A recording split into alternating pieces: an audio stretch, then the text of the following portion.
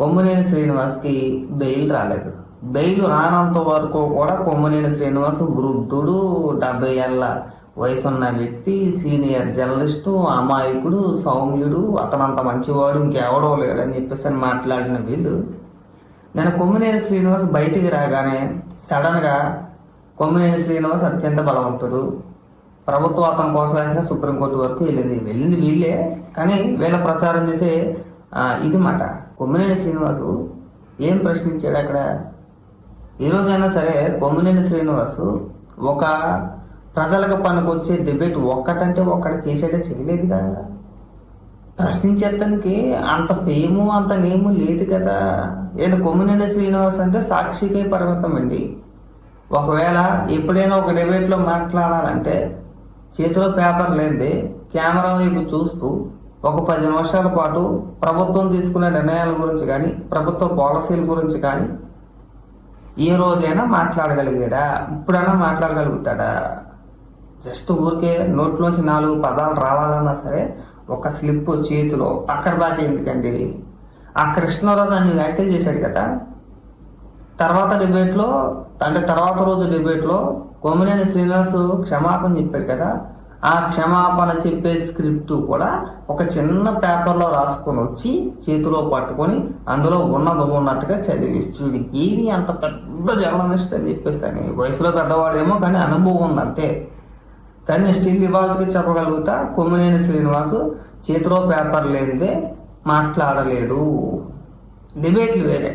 డిబేట్లు అంటే పక్కన ప్యానల్లో కూడా జూమ్ కావచ్చు, ఇంకోటి కావచ్చు ఎదుటి వ్యక్తి ఉంటాడు కాబట్టి ఫ్లోలో మాట్లాడుతూ ఏదో కంటిన్యూ అయిపోతున్నారు. కానీ లేకపోతే ఇండివిజువల్గా ఆ కొమ్మినేని శ్రీనివాస్ పట్టుమని 10 నిమిషాల పాటు చేతిలో పేపర్ లేకుండా మాట్లాడగలట. పట్టుమని 10 నిమిషాలు వద్దు, 2 నిమిషాలు మాట్లాడలేడు. మీరు సీనియర్ జర్నలిస్టు పెద్ద తోపుతురుం ఖాను ప్రభుత్వాన్ని ప్రశ్నించేసాడు. అచ్చి బాబోయ్, ప్రభుత్వాన్ని కొమ్మినేని శ్రీనివాస్ ప్రశ్నించడమే 300 వస్తాయి వర్షకు 300. సాక్షిలో అప్లోడ్ చేస్తే వీడియో యూట్యూబ్ ఛానల్లో అప్లోడ్ చేస్తే 300 మంది చూసేస్తారు. కొమ్మినేని శ్రీనివాస్ జరిపే ఏ డిబేట్ అయినా చూడండి పట్టుమని 10 నిమిషాలు పోయిన పాపం లేదు. ఇక్కడికి వచ్చి మనం భజన పైగా అనన మాటలు అన్నారని చెప్పేసి ఆపాదించడం ఒకటే. కాస్త ఇది ఉండాలండి. సిగ్గుశరం అనేది జన్మకు రాదేశ్వర. నిన్న మొన్నటి వరకు సాక్షి యాజమాన్యం ఖండించింది. దానికి ఆ వ్యాఖ్యలకి అంటే కృష్ణరాజు చేసిన వ్యాఖ్యలకి మాకు ఎలాంటి సంబంధం లేదు, మేము తీవ్రంగా ఖండిస్తున్నామనే కదా మాట్లాడారు. ఇవాళ చేయని వ్యాఖ్యలు అనేది మాట్లాడుతున్నారు. బెయిల్ వచ్చిందనా? బెయిల్ మాత్రమే ఇచ్చారండి, కేసు కొట్టేలేదుగా. ఆ వ్యాఖ్యలు చేయలేదు, అలాంటి వ్యాఖ్యలు ఏవి కూడా సాక్షిలో రాలేదని చెప్పేసి కేసు కొట్టేలేదుగా. జస్ట్ బెయిల్ మాత్రమే ఇచ్చారు. బెయిల్ ఇచ్చినంత మాత్రాన కొమ్మినేని శ్రీనివాస్ సుధపోస అయిపోతాడా? చేయని వ్యాఖ్యల వీళ్ళ చూడండి, మహిళల్ని ఎంత నీచంగా కించపరచాలో అంత నీచంగా కించపరిచి పైగా వాళ్ళు బెయిల్ వస్తే సన్మానాలు సత్కారాలు సుధపోస అని చెప్పేసి అని మాట్లాడుతున్నారు. పైగా చేయని వ్యాఖ్యలంట. మనం ఏం మాట్లాడడం నిన్న మాట్లాడదాకా ఆ వ్యాఖ్యలు మేము సమర్థించము, ఖండించేస్తున్నాము అని మనం మాట్లాడాం కదా. సరేనే, కొమ్మినేని శ్రీనివాస్ పైన కేసు పెట్టారు. ఎందుకు పెట్టారని అడుగుతున్నారు కదా. అతను మాట్లాడినప్పుడు ఒక పాత్రికేయుడిగా ఉండి నవ్వడం కూడా తప్పే. ఎంకరేజ్ చేసాడు. ఒక ప్రాంత ప్రజల్ని, ఒక ప్రాంతంలో ఉండే మహిళల్ని వేశ్యలు అని సంబోధిస్తుంటే పాత్రికేయుడిగా ఉండి జర్నలిస్ట్గా ఉండి ఆ డిబేట్ నిర్వహించేది కొమ్మినేనే కదా. కంట్రోల్ చేయాల్సిన బాధ్యత ఎవరిదే? అట్లనేనా? ఇప్పుడు ఉదాహరణకి చూడండి, మనం వాట్సాప్ గ్రూపులు ఉంటాయి. అందులో ఏదైనా ఏదైనా ఒక సంఘటన జరిగింది అనుకోండి, ఏదైనా కేసు అయింది అనుకోండి, అందులో అడ్మిన్ కూడా బాధ్యతుడే. పోలీసు వారు అప్పుడప్పుడు చెప్తూ ఉంటారు కదా, మీ గ్రూపుల్లో ఎలాంటి సంఘటనలు జరిగినా ఏదైనా ఇంకోటి కానీ ఏదైనా రెచ్చగొట్టే వ్యాఖ్యలు ఏదైనా జరిగినా సరే గ్రూప్ అడ్మిన్ కూడా బాధ్యత వహిస్తారని చెప్పేసి అని మాట్లాడుతూ ఉంటారు కదా. ఇది కూడా అలాంటిదే. ఆ డిబేట్ నిర్వహించేది ఎవరు? కొమ్మినేని శ్రీనివాస్. ఏం చేయాలి అప్పుడు? కృష్ణరాజు, నువ్వు మాట్లాడే మాటలు తప్పు, అలా మాట్లాడకూడదు. మహిళలను ఉద్దేశించి నేను దీన్ని ఖండిస్తున్నాను. ముందు మీరు మాట్లాడిన వ్యాఖ్య ఏవైతే ఉన్నాయో వాటిని వెనక్కి తీసుకొని మహిళలకు మీరు క్షమాపణ చెప్పండి.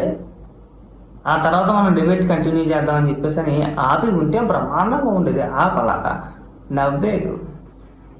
నవ్వి దాన్ని కంటిన్యూ చేసాడు. బాగోదేమో అని ఒక మాట అన్నారు కానీ దాన్ని కంటిన్యూ చేసాడు.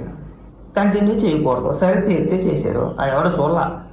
ఆ లైవ్ డిబేట్ సాధారణంగా కొమ్మినేని శ్రీనివాస లైవ్ డిబేట్లు ఎవడు చూడు, నేను కూడా చూడలేదు దాన్ని. ఆ తర్వాత ఏం చేశారు, ఇది ఏదైతే వేస్తలే రాజధాని అని చెప్పేసి అన్నాడో దాన్ని సపరేట్గా ఒక 8 నిమిషాల పాటు కట్ చేసి మళ్ళీ సాక్షి యూట్యూబ్ ఛానల్లో అప్లోడ్ చేశారు. అప్పుడు కదా మేము చూసింది. హెడ్లైన్ తమిళ్ కూడా అదే పెట్టారు, దేవతల రాజధాని కాదు వేస్తల రాజధాని అని చెప్పేసి సాక్షి తమిళ పెట్టారు. అలాగా మీరు పెట్టిన తమిళ కూడా అదే కదా. అప్పుడు జనం చూశారు అన్నమాట, ఏంట్రా బాబు డైరెక్ట్గా ఒక ప్రాంతాన్ని ఉద్దేశించి ఎంత నీచంగా మాట్లాడుతున్నారో ఏకంగా తమిళే పెట్టేశారు అని చూస్తే అప్పుడు డైరెక్ట్గా అందులోనే ఉంది కదా. మీరు సపరేట్గా ఒక 8 నిమిషాలు వీడియో కట్ చేసి పెట్టారు కదా అక్కడ, కావాలని. అంతేనా? కావాలని ఉద్దేశపూర్వకంగా మనం ఒకటి చేత కొన్ని వ్యాఖ్యలు చేయించి దాన్ని ఖండించుకుంటా మళ్ళీ దాన్ని సపరేట్గా ఒక వీడియోలాగా కట్ చేసి దాన్ని అప్లోడ్ చేశారంటే కావాలని అప్లోడ్ చేసినట్టు కదా. ఏది చెయ్యని వ్యాఖ్యలు మీ ముఖాన్ని తొప్పుకొని అందరూ ఉండేసారు కదా. అయినా సరే మనం ఇంకెక్క సిగ్గు సెరవు లేకుండా మన నోటుకు వచ్చినట్టు ఏది పడితే అది మాట్లాడుతుంటే మిమ్మల్ని ఏమన్నా ఈశ్వర్ అసలు మీరు ఒక జర్నలిస్ట్. ఇవాళ నువ్వు కూడా నీతులు చెప్తున్నావు, నువ్వు అంతకంటే ఎక్కువ మాట్లాడావు. ఒకటి బాగా గుర్తుపెట్టుకో, కొమ్మినేని శ్రీనివాస్ ఏమి తోపు కాదు, తురుముకాను కాదు. కొమ్మినేని శ్రీనివాసం చూసి ప్రభుత్వాలు ఏం భయపడిపోవు. ప్రభుత్వాలు ఏంటి, ఊరికే సీనియర్ జర్నలిస్ట్ కాబట్టి ఏదో గతి లేక మీరు ఏదన్నా అడుగుతున్నారు కానీ నిన్న మొన్నటి దాకా నువ్వు చేసిన డిబేట్లే ఎవరికి పోవు, ఎక్కడికి పోవు. అక్కడే వెళితే 300 400 1000 మహా అయితే 10,000 పోద్దేమో ఎవరిషిప్, అంతకు మించి సచ్చేదేమీ లేదు. కాబట్టి కంటే మీరు పెద్ద తోపు తురుంకాలేమీ కాదులే కానీ ఇంక ఈ మాటల్ని వ్యాఖ్యల్ని సమర్థించే కార్యక్రమాలు చేయమాకండి, సమర్థించమాకండి. సమర్థించడం అనేది చాలా తప్పు. ఈశ్వర్ బాగా గుర్తుపెట్టుకో.